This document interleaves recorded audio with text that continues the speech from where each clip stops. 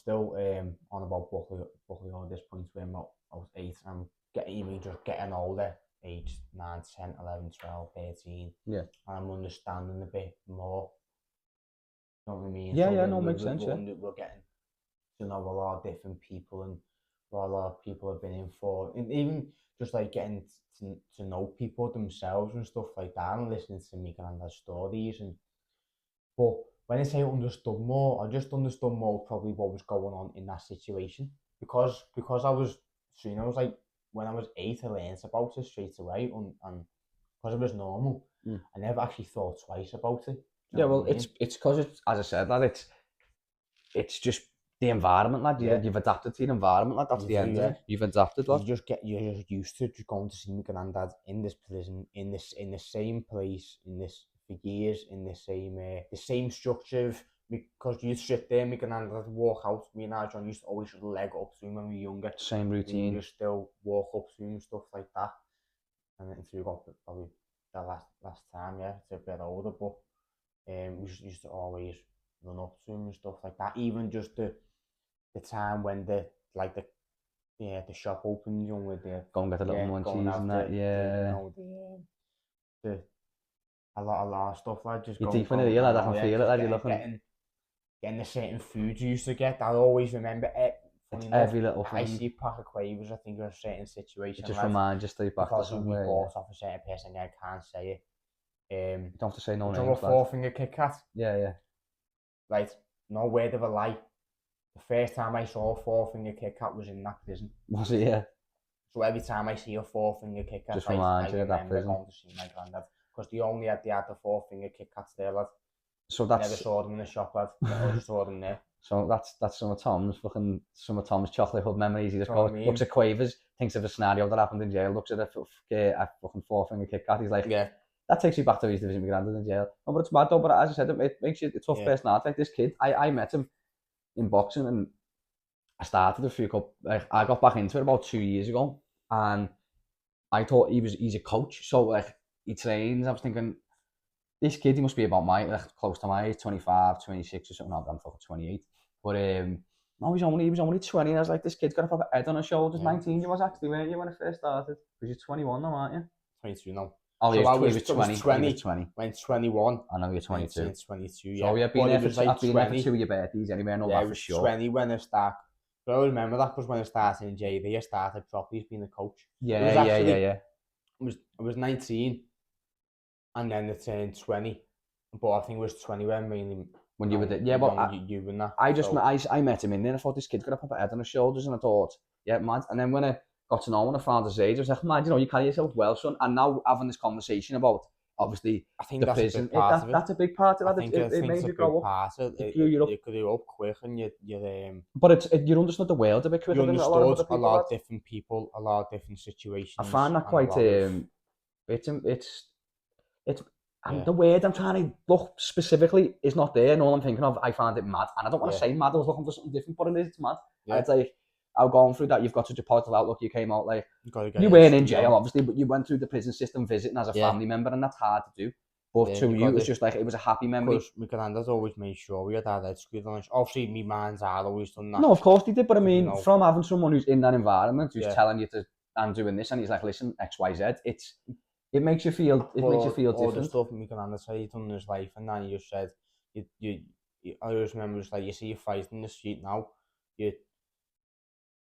you walk through the way. You know what I mean? I learned that straight away. You don't want to, you don't want to be involved in the situation. You learned how not to be where he was from all the people in there. And you learned that from other people in there as well. All the people would say the same. And you just learn from just going there, like what to do on the outside as well, and like what, because you understand how you're getting people's perspective, how people get in there. But if you get in there negative perspective, you're going to try and positive view and perspective. You're going to try and spin it, aren't you? Of course, yeah. And that's what I think me and our John learned straight away. Well, that's good though, lad. Keep positive. That's a hard thing to do, though, especially at your age. Keep it on your shoulders and stay focused. That's impressive. Stay focused and don't do any stupid shit on the outside. That was the main thing. The amount of stupid stuff people end up doing, going into prison, and then that affects them from going back in and out of prison and have And we just learned that from my granddad and people in there, just mainly my granddad, obviously, but even just on people in there, like you don't do any stupid stuff. Do you know what's mad though about that as well? Because don't do any stupid stuff. Keep focused. Stay on your ground, focus on yourself. One of the main things that I Well, that's what I was going to go into school. There's like kids who, when I went to school, let's say someone in their family was, I don't know, being like in the system maybe. To them, they didn't come in with an outlook like that. Not all. Some kids did. Some kids kept it themselves, but some of them were.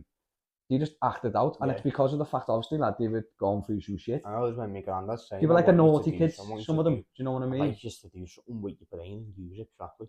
Yeah, but that's what I'm saying. These are the naughty kids, but you're in the same environment, but you're the opposite. You're like, it comes. Do you think that's down to the age of your granddad? Because when he went in there, I'm assuming he was fucking. Yeah, because he had to go through years before we started seeing them properly. Yeah, do you know what I mean? He learned a lot from. A little bit. Well, yeah. From there as well. Yeah, do you know what I mean? Yeah. A little bit late because you're a bit. I'm not even just that. Just his age in general, his mentality. He went exactly like. So he was in his 60s really properly when he come out. When I was going to visit him loads. See what I mean? So he went to jail in his like 50s possibly. I think was it 40s, even 40s or 50s and ages late 50s and 60s was when I would mean. So that's he went. Was still on, but when I was like around 8 to 14. So do you get what I'm saying? It's definitely because of his age, like because he's an older man with experience that he and whatnot that he's still give you this good mentality. Whereas if someone's a bit like 20 years younger than that, the mentality they're portraying to their kids or grandkids is a bit different. Maybe. I think and I think even on that, even when if you're like 20 years younger and you come out, you could have had a different mentality and thought after the prison system. Yeah, of course. That's what I'm getting at. More of a perspective on the law, the prison systems. There's just toughest time to learn. Very respectful anyway, but you just got more of a different point of view in life, I think.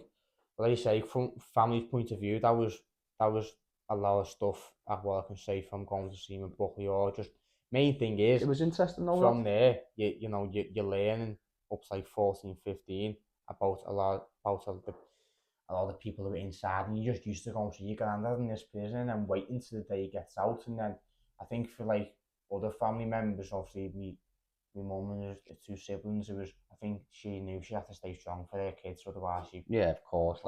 That's a big thing, isn't it? I think the same for me and my uncle, and then my other cousins and that, like the different situations. Me and our John were just used to going to see him. My cousins just miss me now. On this topic, and you miss him off. Go on, sorry, lad. On this topic here, like my other cousins and that, I have older cousins. I have like a very younger cousin, a very very younger cousins, and very older cousins, like they're more like your age and that. So when my granddad was taken away from them. Yeah, so it's another thing, yeah. So it's just a different point of view. But like me and our John, we're twins, we're used to it. So they might have a different experience than to you, so they'll have a different viewpoint. I think it's all again very similar. But one of my cousins, she was only young, and then he got taken away. She was very young, but she would have saw my granddad in the house and that, and then not seen me granddad. Yeah, so that's a different type of madness. I think one of my cousins was around 8, and we were able, when we learned and started understanding everything. So my other cousin's around 8, and then next minute your granddad's not. So not seeing your granddad for ages, and you're going to see him in this certain, you go just travelling all this distance to go and see him. It can be a lot though for some people. That could be very confusing. Well, why is this happening? Yeah, why I went from this house to go to there. I think again with me and our John, it's more because we were told pretty much we started, because it was our John who asked.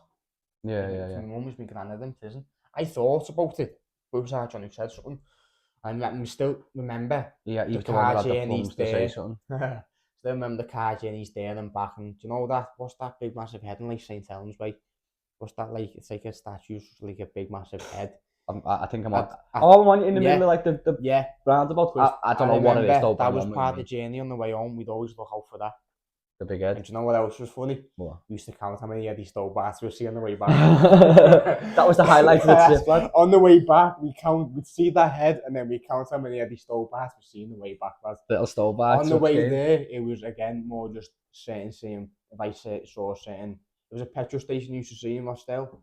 You saw that petrol station, it was like, right, we go down here now, not far now. Yeah. I'm here, and then again, just the reason I can't say a lot more of what I've said from going to Rochdale is because it was like that for years. you know what I mean? There's a lot more I'd like to be able to say, if the viewers will probably think, the viewers probably think I'm like, I've spoke about when I was 8 and when I was like up to 14, and they're probably still thinking, he's talking about when you're 8. Yeah, but it's because it's exact everything you said. It's the same environment. It's just all the same environment stuff. For that many years. It's just the same moving up. What he meant, he's like, it started. He's got memories from when he was 8 up until 14, 15. Do you know what I mean? I understand it, and I think the viewers will get it. I've tuned in a few times to like try and point you back a story. What is it?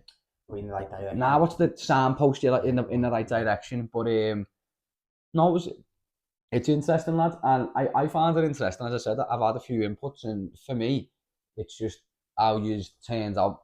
You and your brother turned out, lad. You're doing well for yourselves, lad. You've got a good head on your shoulders. People, yeah. I think the way like I feel more now, because what happened when he came out, he was only out for like 2 or 3 years and he died of cancer, lad. Fuck me, so lad. I think like I didn't even know he was dead. See what I mean? Fucking hell, Tom. You could have told. That's something you tell someone before you.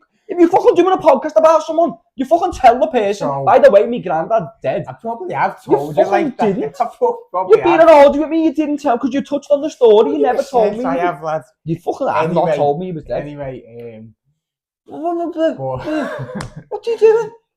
We just hit me with this at the end. By the way, lad, you come out of jail. He was only fucking got to experience for 3 years and he passed away. Thanks, Tom. Thanks for that, lad. I'll fucking cry myself to sleep tonight. No, Jesus Christ, lad. But I think more. I feel more like I look back on it more now and think, we were involved big time. Yeah, it's all that's. We never. The main thing for me, what people like to know from my point of view, I want to know. We never really got to build like a proper. You had a relationship, but not relationship. Yeah. A proper childhood relationship with him. And then when we got that time to do all down the outside, it got taken away from us quick, lad. Yeah. And then. Too quick. You know, it got taken away from us quick, and that was the main thing. Just then, like, wow, we were robbed from me. I want his name out there. If I probably got more time, we can end it was like, what? Say even your age, 28 or something like that. That probably wouldn't have been. You know what I mean? Because all the stuff we probably would have ended up doing, you probably would have well met him by now. You used to come down the gym. Yeah, I would have 100%. Like, you used to come down the gym and watch us train when we were 14, 15. Because it's a shame that lad. I didn't even know that, man. I'm sorry to hear that, lad. That's awful. But no, I know. But I mean, it's just one of them things, and it would tell the story, lads. Like that's the end of the story. For fuck's sake, I needed to know that, lad. So I can be like, because then I would have went to you. This would have been my next question. I thought he was still alive, so my next question was going to be to you. So, what's life been like since he come out? But obviously, he's no longer here. What was life like for when you got to spend time with him for them couple of years you did when he was out then? Like you say, obviously technology is not great for the world, not bad. In our situation, it's a good job we've had WhatsApp, lad. Yeah, you know what I mean? Yeah. All the messages we used to send, them memes and videos you send each other. That's all the time we used to be like. You and your granddad? Yeah, and then at the same time we just send them. Lad, my granddad could not even fucking send a text message. Like proper stupid stuff. Do you know what I mean? I'm impressed there, lad. Call each other and just like. How you doing? And where are you? And then we meet up every time we can go and see him when we can and that. But my granddad was that popular before he went inside the prison. So imagine how many people wanted to catch up with him when he was inside. Yeah. So when he was outside, the amount of people that were like, that's another thing in my childhood. Because I'm not gonna speak about or just when I was going to see him in prison. I'm gonna speak about what my life was like on the outside of it as well when I was a young kid until this age. Yeah. When I was young, people would go, "Is so-and-so's grandkid," and go, "Wow, yeah, this grandson," like, yeah, everyone respects that man, everyone knows the truth, like, everyone respects him, man, you got his blood and all that.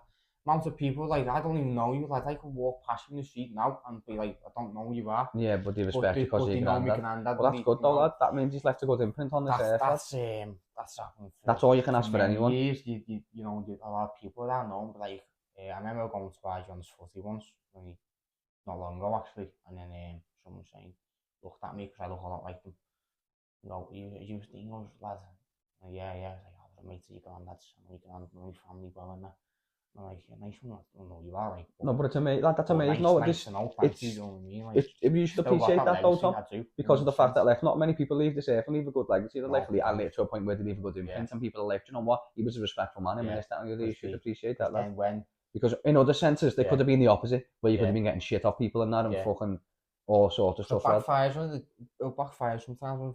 course it does. families won't do stuff like But you that. just But my don't, you just don't situation, a know. lot of people It was it was a completely different circumstance. That's what I'm trying to say. So with the situation of what he said then, he's well, he was innocent, and if everyone's saying he's innocent, and even like just people in society or local who know him, it says a lot about a situation. But it's fucking it's hard to digest though. The main thing from the pod the minute, it's like from when I was 8, mainly seeing them.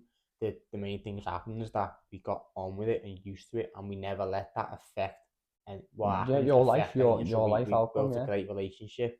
Or your relationship with him, that's another big thing to see, lads. We just moved on to 14, 15, went to different prison, got to see him. Obviously, has more home visits than that. Now, when he was doing more home visits, and when you say home visits, like going out to places and like no money, you get day release, stuff like that. When he was doing all the day releases, it just got a little bit more normal as well.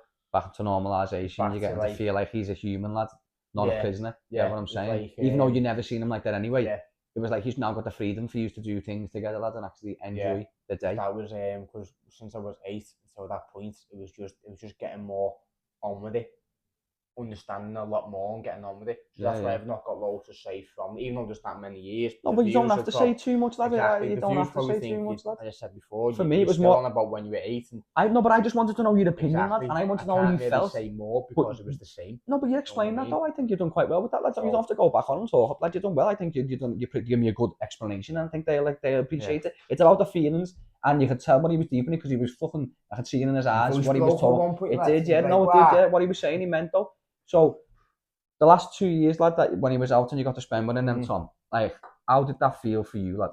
And I mean, you don't have to go and break down into tears and tell me you're like that. I'm not into. I don't want you to do that. You don't have. You can if you want, but I mean, you don't have to. All I'm saying is, I know you're not. I'm joking, but I mean, what I'm saying is, like, was it nice? Was it sort of knowing that he got that freedom? He's got freedom now, lad, and you just enjoy that time. The day he was out, lad. There's a video.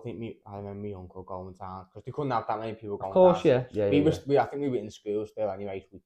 Especially my dad being a teacher, like, and even on visit days, rightly so, like, still, even going to see him on a certain day and that, we're in school, well, fair enough, my dad, he kept us in school and that, because, like, if he didn't, I probably don't know what I would have done that, you know what I mean? Because I hate the education system. But if he didn't go to school, you can barely speak English, he'd be fucked. Scouse again, he's intelligent, but his common sense is fucking out the window. A lot of my common sense is great, it's just, or is it the other way around? Is it your common sense is good and you're a dopey bastard? Yeah. That's what it is. That's what it is now. That my mate said, your nickname's just going to become fucking idiot. He is a dope. I'm not going to lie to you. Like, some of the things this man does, like, I'm like, we'll get into the funny stuff in a bit, but this is, we're on the shit. So I just want to ask you one last question then, lad.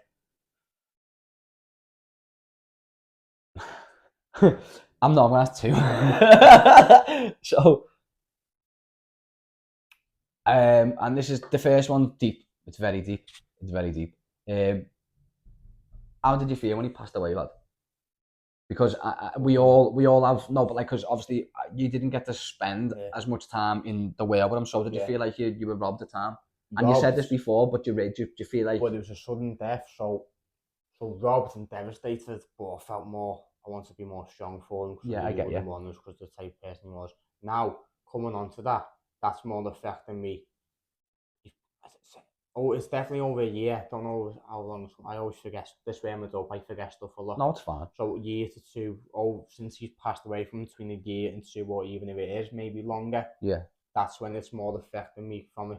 Okay. From his death was this, and then what happened in his life, because we didn't have that big childhood and all their memories with him. We feel more robbed because.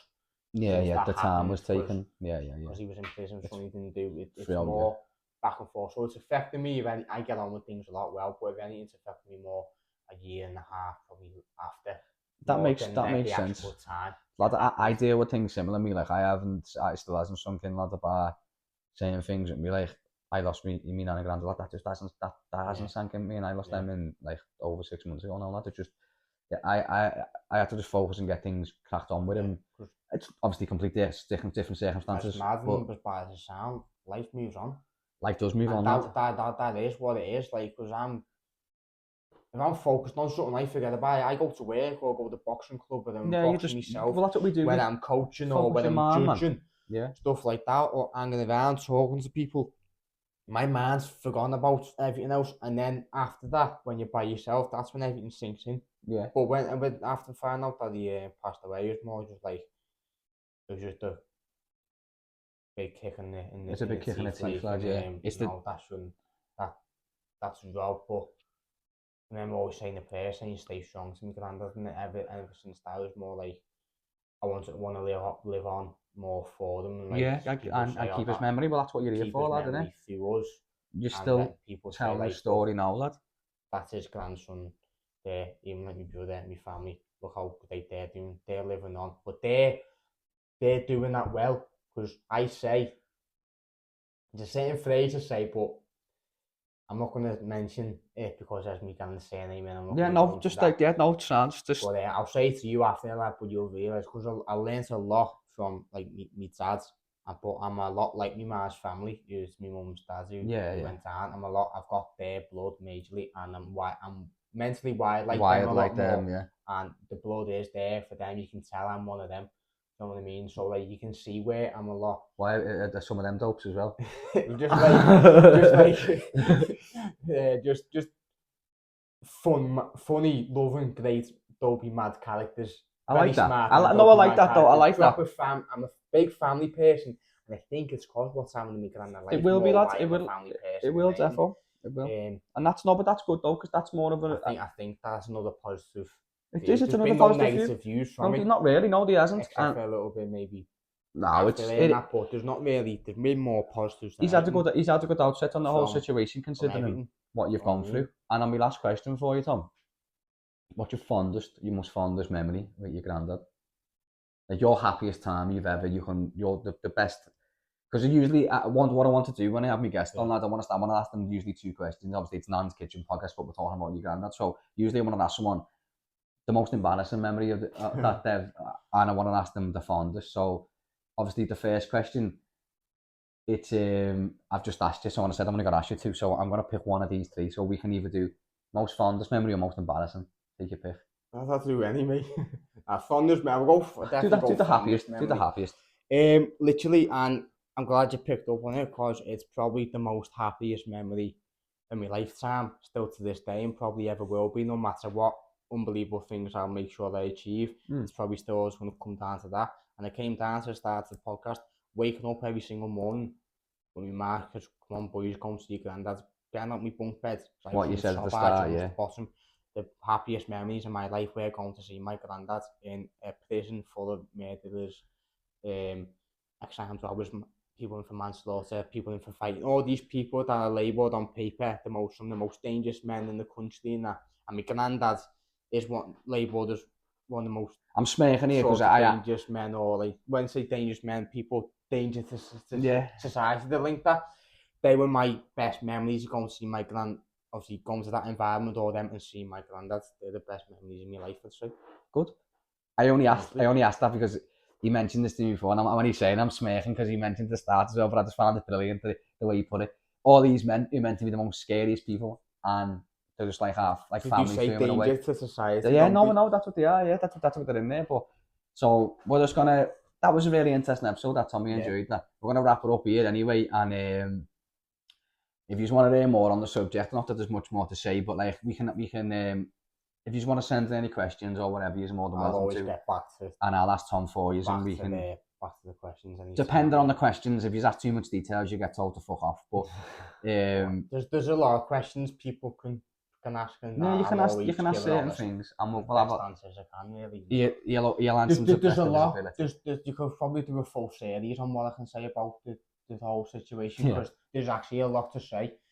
I said the main things today. Yeah, just summarised it up. Get a viewpoint too. And it's more about but I wanted to get your perspective from it. So I'm happy we did. And as I said, we're gonna stop this one, and we're instantly. I just wanted to hear it. That we're gonna go and we're gonna film another one in a second. We're gonna end this one, and we're gonna do we're gonna talk about the family. What am I on about? The holiday we went on. We're gonna have some funny little conversation one. So. This is the serious one. I was going to add that the comedy on the end of it, but this is too serious. I don't even want to add any comedy to it, like in that sense, because I enjoyed this episode and I think it'd be a good insight for people. So thanks for watching. Give us a subscribe and follow the socials. They'll be on the end, so keep an eye out for them. Can I just say something, sorry? Of course you can. One thing me and used to say, and this for the viewers, don't be a couch potato. Don't be a couch potato, we used to always say. So that's for there. So if you're watching me podcast, don't be a couch potato and get off your ass. So when you're watching this podcast, go for a jog. Yeah, go and do something that's actually worth doing in your day, and like just tackle things straight on. That's what he was like. He used to always say, get in. That was his main thing. So you do it, get in. That's what I'll say. Have your right arm out like that when you do it. And we'll leave it at that. Thanks very much for tuning in, guys, and we'll catch you next week. Peace. And now I've just got to sit here for a little 30 seconds, for a minute, not 5 seconds, 10 seconds, so Ashley can clip the clip for us, because he asked me to just sit here and wait for a minute so he can clip the clip out.